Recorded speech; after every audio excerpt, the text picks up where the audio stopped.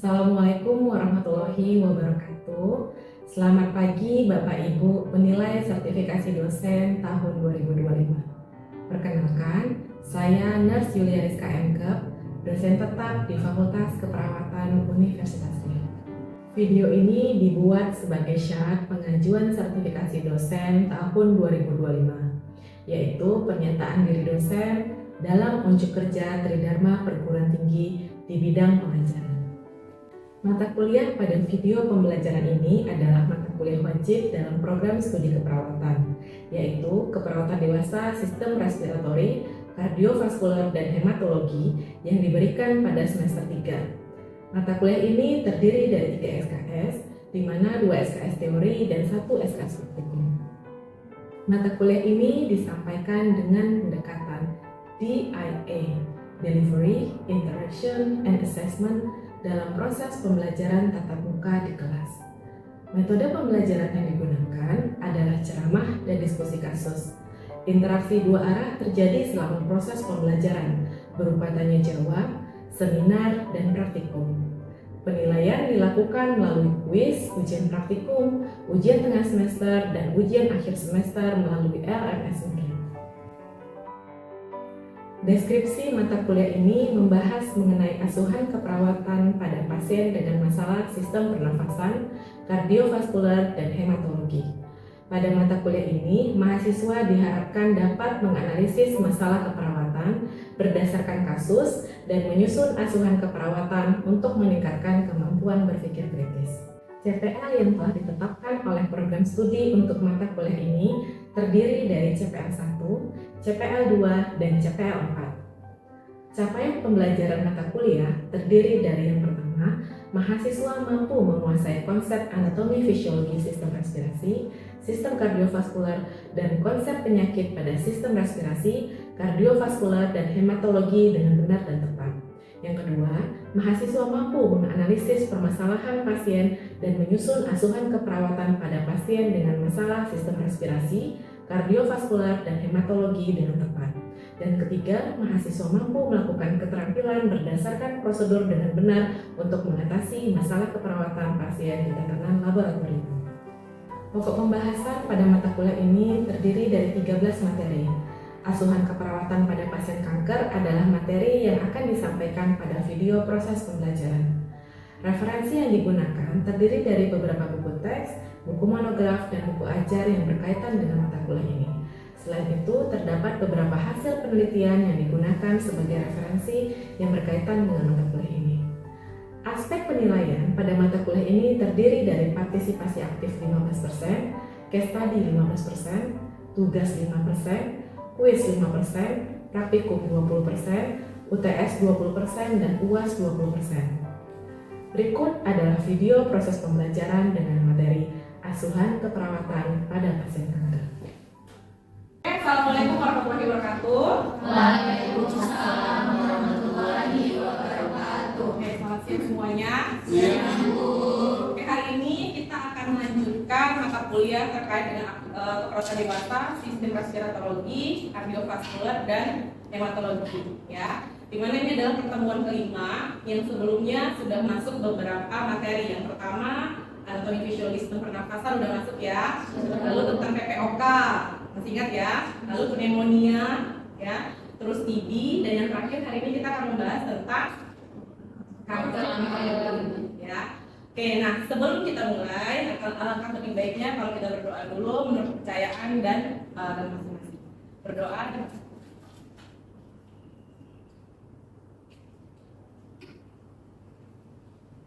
Oke, berdoa selesai. Jadi sebelum kita mulai, mohon kepada Anda semua untuk mengisi kehadiran di satu butir. Ya, boleh isi presensinya untuk hari ini. Oke,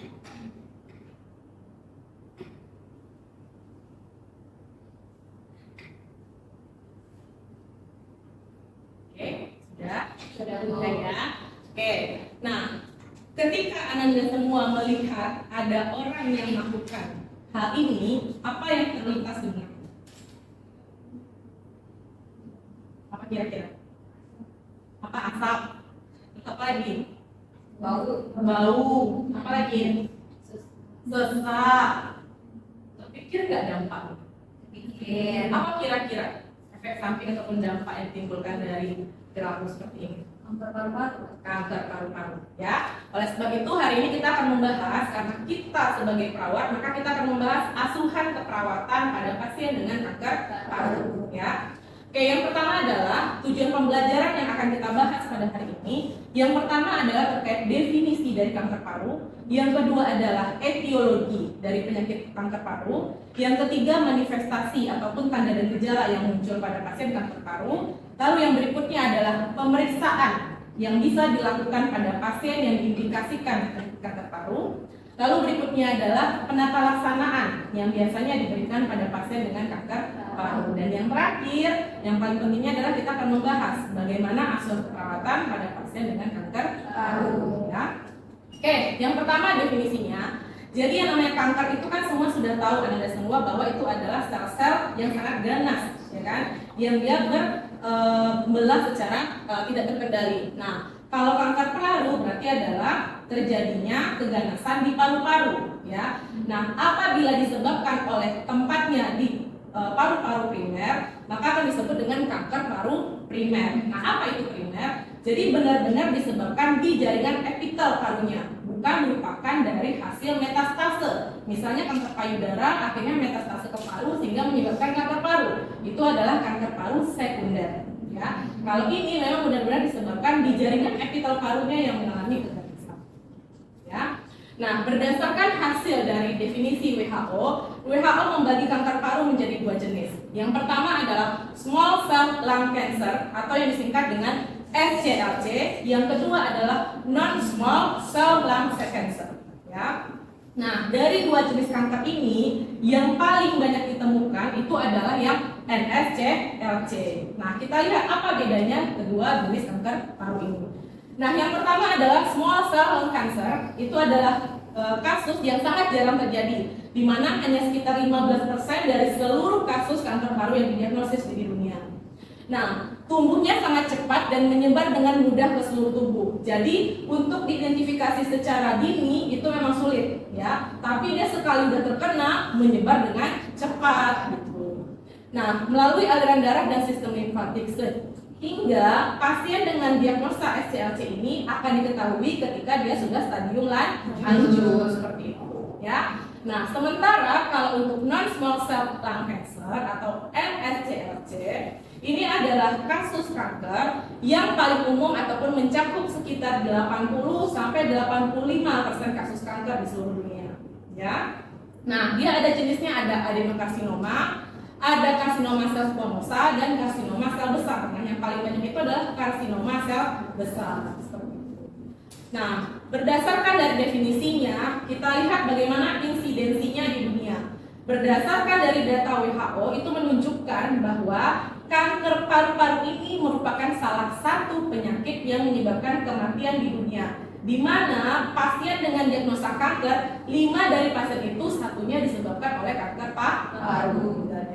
Oke, nah untuk insidensinya berdasarkan jenis kelamin kita bisa lihat di sini bahwa laki-laki lebih banyak menderita kanker paru. Untuk mortalitasnya juga laki-laki yang lebih tinggi meninggal karena kanker paru.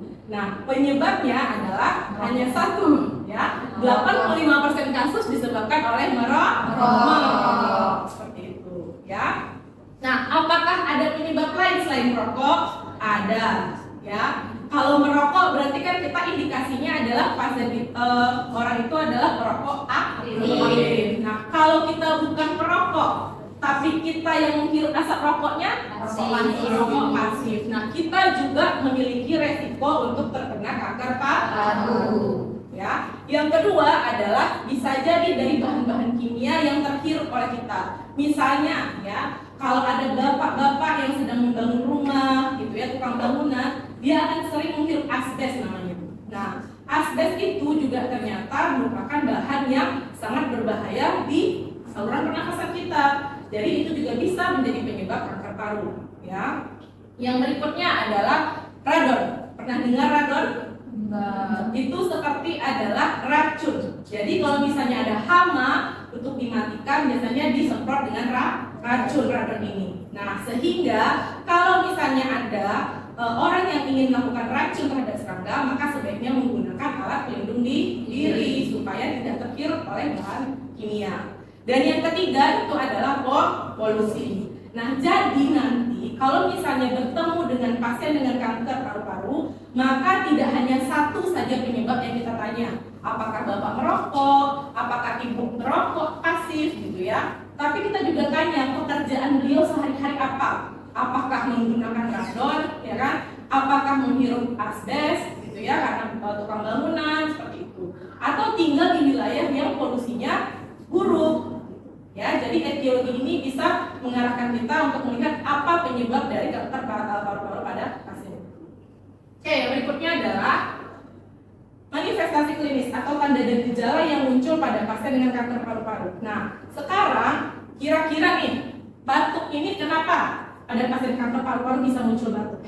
Ada yang tahu? Yuk, silakan. Karena ada tumor di dalam nafas. Ya, karena ada tumor di dalam nafas, maka membuat aliran udara menjadi terhambat dan membuat membuat saluran udara itu menjadi iritasi sehingga menimbulkan rasa batuk. Ya. Lalu yang kedua, hemoptosis. Apa itu hemoptosis? Keluarnya ada darah. Kenapa kira-kira muncul ada darah pada pasien? Karena ada tumor tadi, ya menekan pembuluh darah, terus ada keluar darah. Ya, jadi luka pembuluh darahnya sehingga bercampurlah dengan darah. Kalau nyeri dada, kira-kira apa? Ini yang paling khas pada pasien kanker kan selalu ada nyeri, ya, selalu dikeluhkan nyeri. Kira-kira kalau nyeri apa?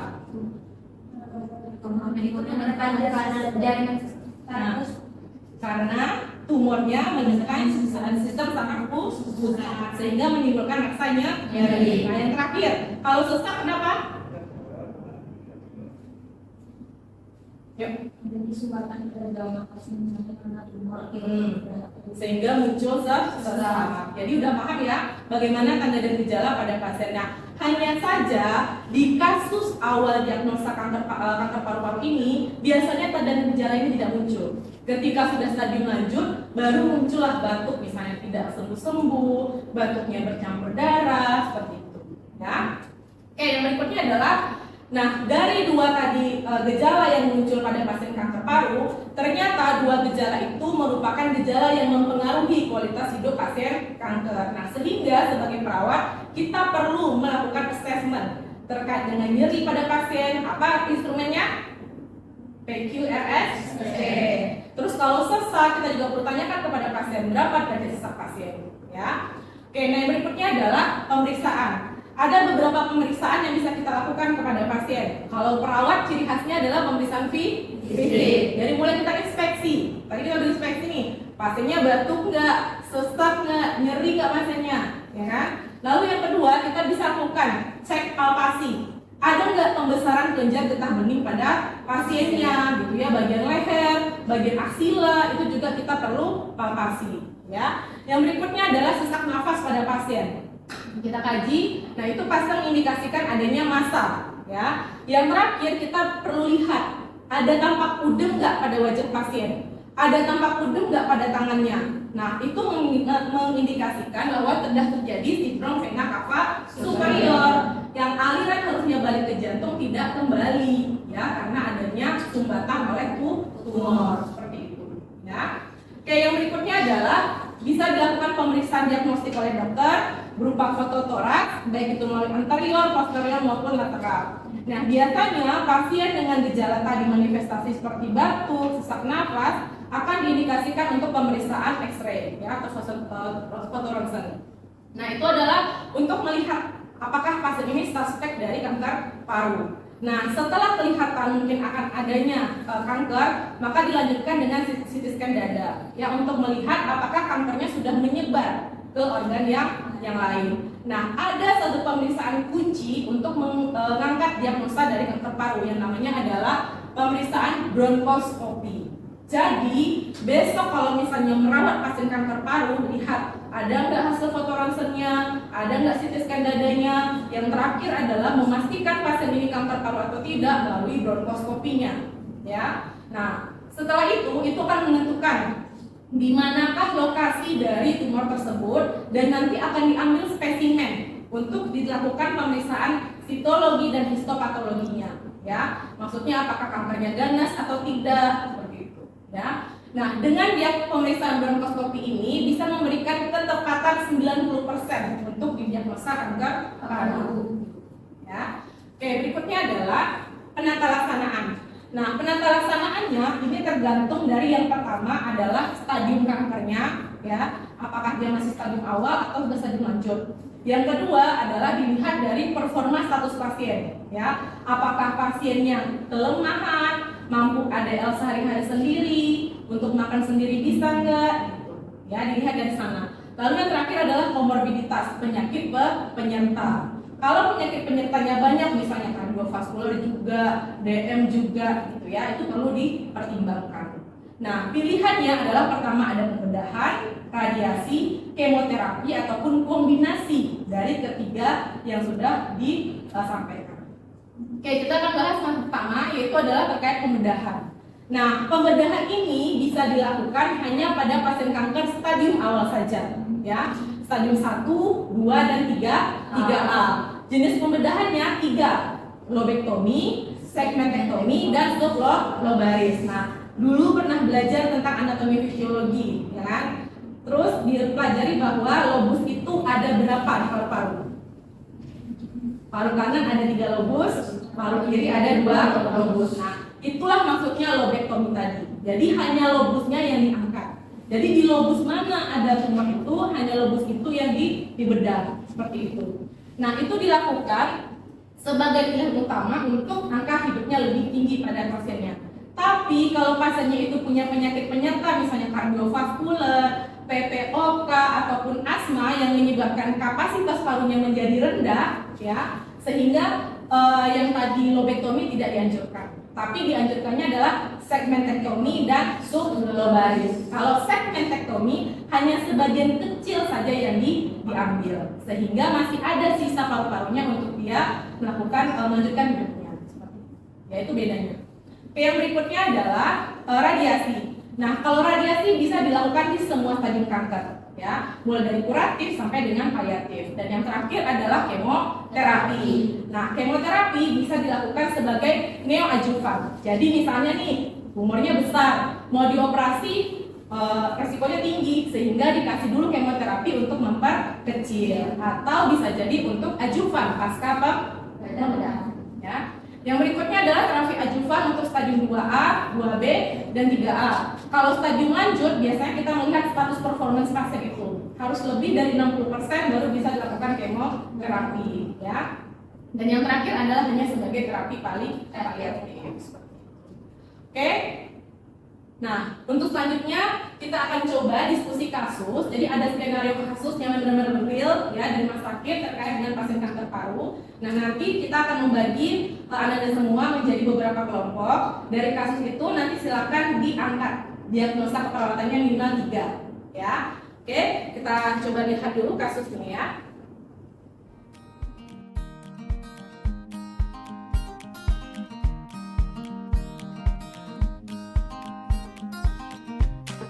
Oke, silakan ya ditentukan 3 diagnosa pertama.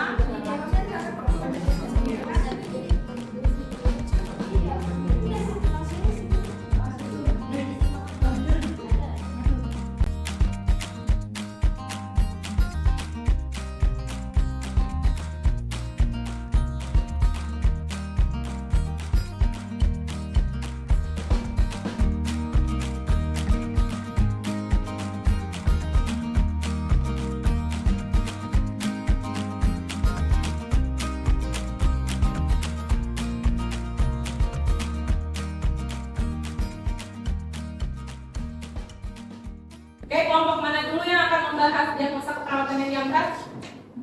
Kelompok kerja dulu, yuk silakan.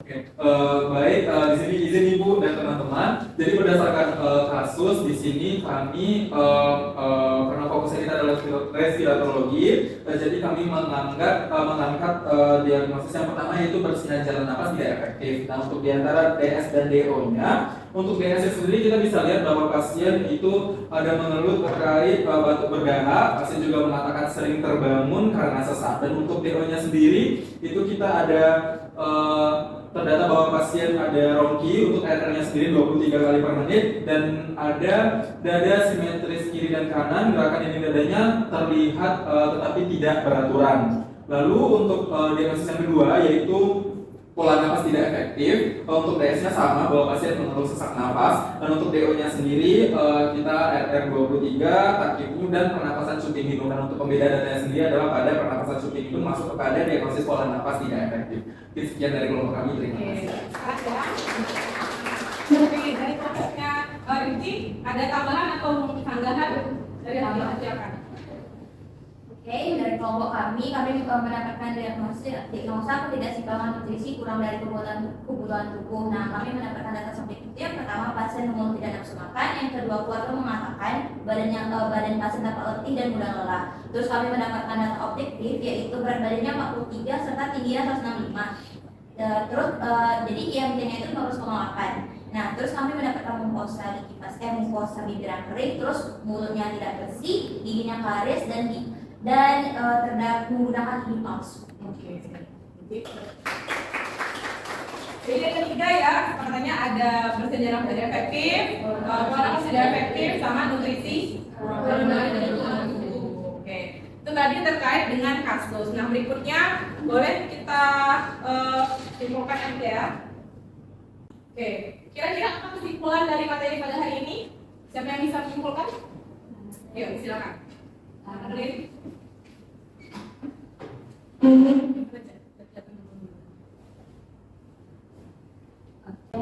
Dari kesimpulan pelajaran pada hari ini membahas terkait tentang kanker paru, yang dimana kanker paru itu berasal dari jaringan parunya sendiri, itu disebut kanker paru primer. Kemudian ada dua jenis kanker paru, yaitu ada SCLS dan NSCLS, yang dimana lebih sering dialami itu NSCLC.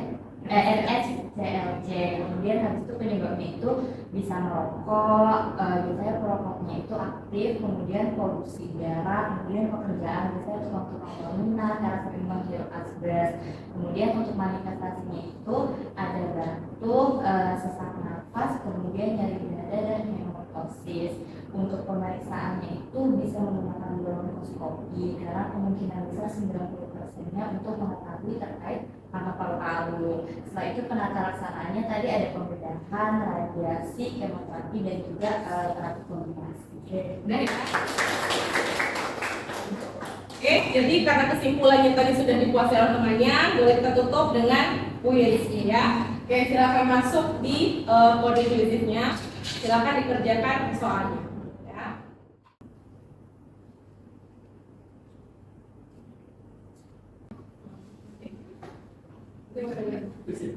Oke, nanti kita nilainya akan saya share ya di satu Undri terkait dengan hasil hari ini. Oke, berikut adalah beberapa referensi yang bisa digunakan terkait dengan materi hari ini. Oke, mungkin itu saja. Tadi terkait dengan penugasan ya. Jadi kasus tadi itu kan kita baru membahas 3 diagnosa, ya kan? Nah, dalam keperawatan kan kita nggak cuma bahas diagnosa, ada lagi namanya outcome sama intervensi. Nah, nanti yang outcome dan intervensi dijadikan sebagai tugas kelompok dan bisa diupload ke satu unit. Oke, mungkin itu aja ya terkait dengan materi hari ini. Nanti kita akan ketemu lagi materi selanjutnya untuk terkait dengan fungsi playground. Ya, saya akhiri. Assalamualaikum warahmatullahi wabarakatuh. Selamat siang semuanya. Mungkin boleh kita tutup dengan berdoa dulu ya. Oke, berdoa menurut agama dan kepercayaan masing-masing. Silakan.